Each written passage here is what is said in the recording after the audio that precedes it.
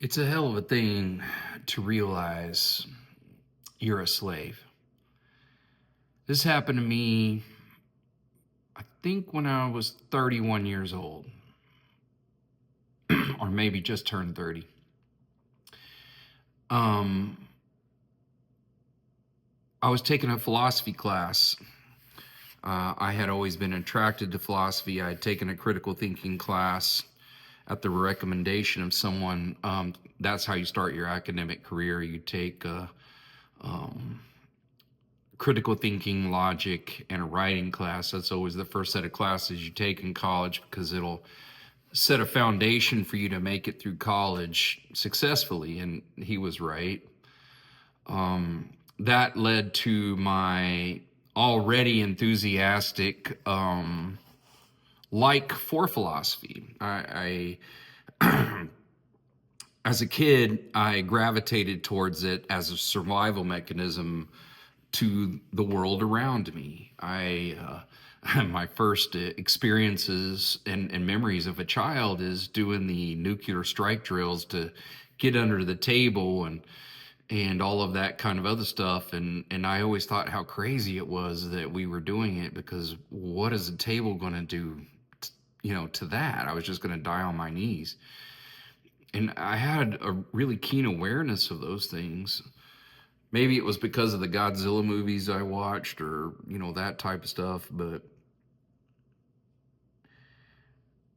I knew early on, or I felt early on, that if I had enough wisdom, if I had enough knowledge, that I could navigate the world and be at peace, because that's what I longed for more than anything.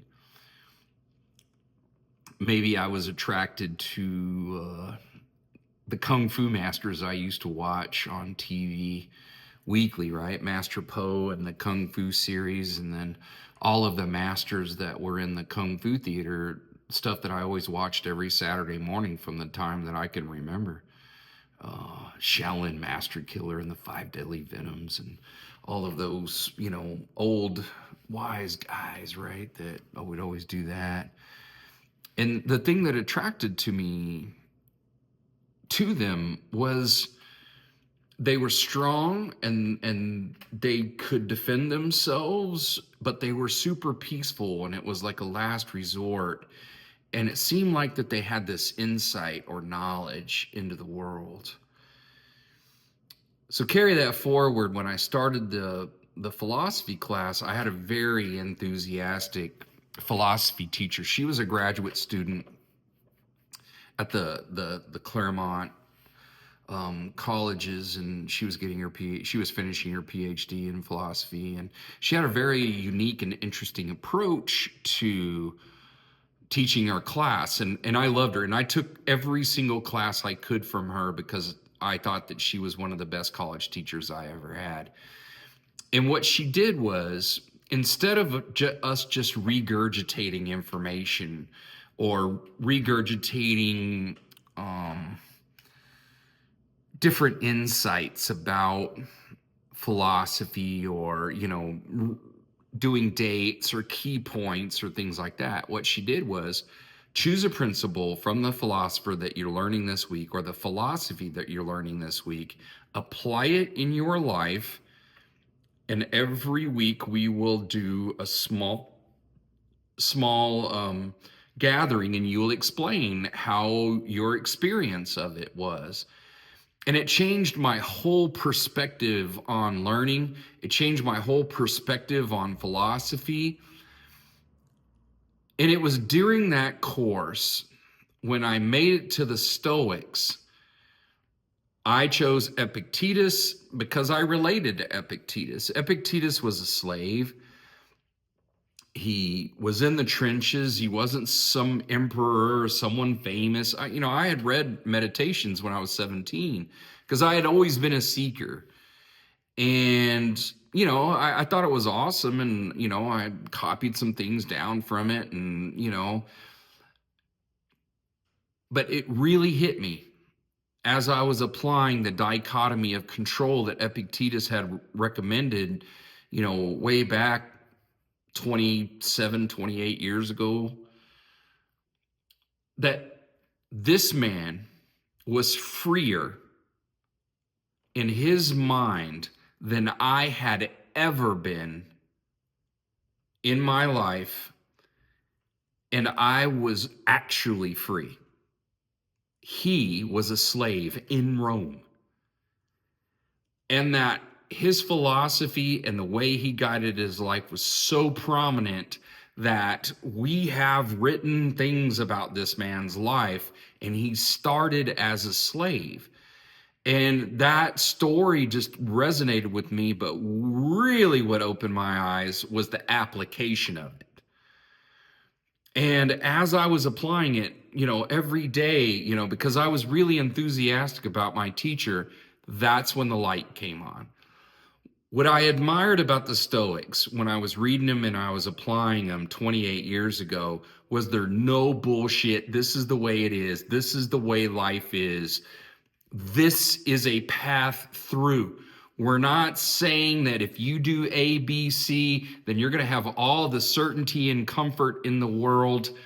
We're not saying that. What we're saying is the world is very uncertain. It's going to be damn hard to predict, but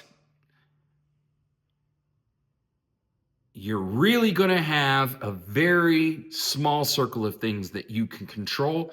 But what we can say is you will be able to respond to anything that comes your way if you exercise virtue, if you do this basically resource management tool of focus, stop spending so much energy on things you can't control. It doesn't make any sense. Focus on the things that you can. The world's very unpredictable. They called her Fortuna or Fortune. She's going to do and has the capacity to do what she wants. She can and will take everything from you. There is only one thing she can't take from you, and that is who you are as a human being. That you have to give to her. And it really dawned on me that my whole entire life, what was missing? Why the survival mechanism of trying to be a Master Poe or a Gandalf or a master, all of these people in fiction that I had admired so much was that I wasn't applying it over time. I wasn't doing long experience. I had everything written down. These are notes that I had from when I was a kid. This is how much I loved philosophy when I was a kid. And funny enough, when I was reviewing it, it says experience is essential in all teachings. Knowledge is an ongoing goal of all men. And so the crazy thing is that I wrote it at the time. I was probably 15 or 16 when I wrote that, but I didn't understand what that meant.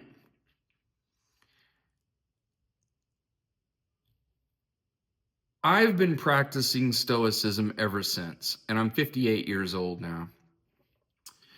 I had just re-enlisted back in the military. I knew that I needed an operating system in order to navigate the military because my first enlistment was rough. And I see every man in my life had experienced war on some level, and most of them did not deal with the aftermath of war well. And I wanted to not be condemned to that fate. Because I know what it was like to be a child on the receiving end of not being able to address those issues well. And I did not want to pass that on to my 4 children. And so I needed an operating system. That class gave it to me. And I was like, okay, man, I'm in. I'm going to do the Stoic thing. And what I did is I've just been refining it for years and years and years. And I can honestly say, after 28 years of applying Stoic thought, there are things that I reject about what some of the ancient Stoics have said, and there's things that I accept.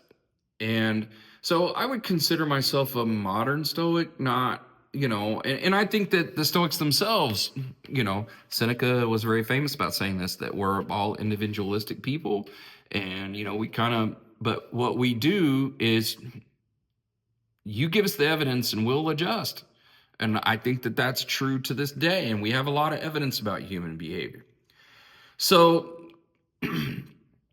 after that, 9/11 happens not too long after. That was a shock to the world. Again, fortune doing what she does. No one could have predicted what that was happening, or could have foreseen it, or, okay, this is how you, do those types of things. And I knew that I was, doomed, to the same fate that all of the men, my father, my uncles, my grandfathers had experienced. And that's where the real test of Stoic thought came in. And that's where the refinement really started to begin.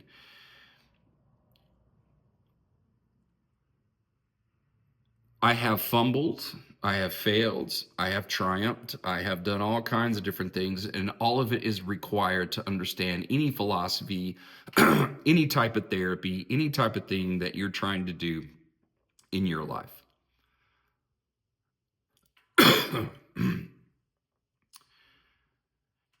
My caution, the reason why I am starting to talk about philosophy and therapy is, here's what I see in the world. What I see in the world is that, and I have a lot of admiration for some of these people for sure. What I see is that, and this drives me fucking crazy about any self-help book, is most self-help books are long on diagnosis and short on how to unfuck it. And my thing with it is I don't think that that's the way people really improve their lives, and I don't think that that's the way that people get up the mountain. I just don't. I think that it doesn't matter if it's Buddhist thought, if it's, Epicurean, if it's, any of the existentialists, whatever you want to, take on. If you're not applying it over time, you won't know if it can survive the fire, the refinement of failure, the refinement of uncertainty, the refinement of, triumph, and all of that. You won't. And you won't understand the subtleties of it. So my whole beef with, and I'll pick on modern Stoics, a good amount of them are academics. And there's nothing wrong with that. And there's it's okay to have academic conversations. But if that is the only way you understand Stoic thought, I think that you are way behind the eight ball. I have all of the academic pedigree. I went to a very elite university, did very well in that school. I have been I have been a practicing therapist for over 14 years. I can talk about the theory of it all day long. I can tell you about the neuroscience behind it. I can tell you about evolutionary psychology. I can bring so many different angles in, but none of that means shit if you're not applying it in your life. As a matter of fact, you're just basically doing academic juggling at that point. And so I purposely stay away from some of the forums because it's just, I don't even know how to, it's just like academic masturbation or something. I don't even know what to call it. What I rarely hear on forums or conversations when it comes to applied philosophy is, how are you actually doing it? What has been your results? What's been your failures? What's been times that you shouldn't do it? When is a time that here's a telltale sign that someone has really been applying their philosophy is when not to. There are times that there is no such thing as a catch-all. You do it every, you do this every single time. No, it doesn't work that way. There's always a sweet spot in the middle, a golden mean, so to speak. I believe that there are some psychological things, there are some philosophical things that it's just not wise to do it sometimes, and that's part of understanding wisdom. And that's how I know someone's been applying it over time. I also know is because they frame things in experience. They frame it in, hey, you have to do it over time. So one of the best definitions of Stoic thought, and I think it's the truest one that I've heard, is by Farnsworth, that said, Stoicism is a philosophy of 1,000 trials. It's the philosophy of long experience. And any other definition, in my opinion, does not understand the philosophy. Not to the extent of someone that's been applying it for decades. And, someone that has been applying it for decades, I can give reasons why there's some things that I reject. But having an academic degree or writing about the academics behind it, and, you're just a sophisticated, AI that can pull resources together and write about it, doesn't mean you understand it. That was the secret ingredient to all of those heroes that I had when I was a kid.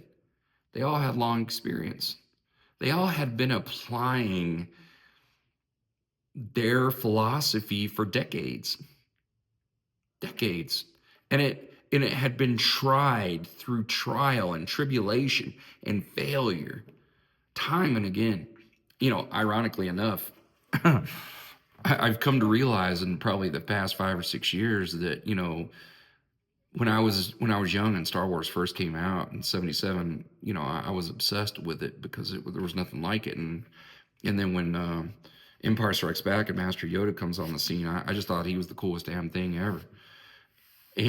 But now I look at him like, wow, 900 years old and you weren't really all that wise. Someone that is accelerating wisdom, which is basically what Stoicism is. If you were to just become wise by natural cause and effect, it would take you 10 lifetimes in order to be wise. But there is a way to accelerate it. This is the whole premise behind long experience. And basically I've learned is that Yoda really wasn't refining his wisdom at all. So of course he's wise. He's 900 years old. Gandalf was 3,000 years old. So I hope they're wise. But they honestly, if they were refining their wisdom, they would be much wiser than what they are. 100%. So the philosophy of 1,000, of 1,000 trials, of long experience, the best way I know how to describe it is, imagine you're a doctor and you chose to go into a field of pediatric surgery that out of 10 surgeries, you're only going to save 3 children. And that means you're going to have 7 conversations with parents that their child was lost on the operating table. So every week, and let's say, you can do 20 surgeries a week, you're going to have 14 conversations with parents a week that their child's dead. Now, at first, you're going to be subject to the emotions. You're going to be subject to your beliefs, value judgments, and expectations about these situations. And you're going to try to how to, to navigate that stuff. Now, the first 14 conversations, you're going to be at the whim of almost no experience. But imagine after 3 months, 6 months, a year, 2 years, 5 years, 10 years, and if you've been evaluating your experience, you've been refining your beliefs around it, right? Around death, those types of things. You've been practicing your virtue and who you want to be. And by the 1000th time, your experience of losing a child on a table that you're trying to help, and that family that is experiencing it for the first time, is going to be radically different. And if you've been doing it and been applying wisdom, and you've been refining things over and over again to the best of your ability, you're going to find that sweet spot. And to them, you're going to appear emotionless. You're going to appear, but really what's happening is that you're experiencing a completely different set of emotions. They're there because you've been listening to the emotions the whole time. They've been telling you how to respond. And then once you refine it over time, different sets of emotions come. So for them, it's a shock because they don't have the experience. They probably haven't been preparing. And how they respond is going to be responding through their beliefs and value judgments and expectations. If they have a belief that a child should outlive their parents and they don't, they are obviously going to be shocked. But a doctor is well aware that that's just not true. But if you have a family that is, very much understands the reality of our existence, and they have been, practicing this idea that, you can die at any time and everything's very fragile, and, and you make the most of every day, it's going to be sad, but their response is going to be completely different. So that's what wisdom is. It's this accelerated refinement. And so when I'm going to talk about Stoicism from that point of view. I can very easily do it from an academic point of view, and I admire those guys. Ryan Holiday sent me an email after the fires in Maui, and that was an experience that refined my philosophy there too.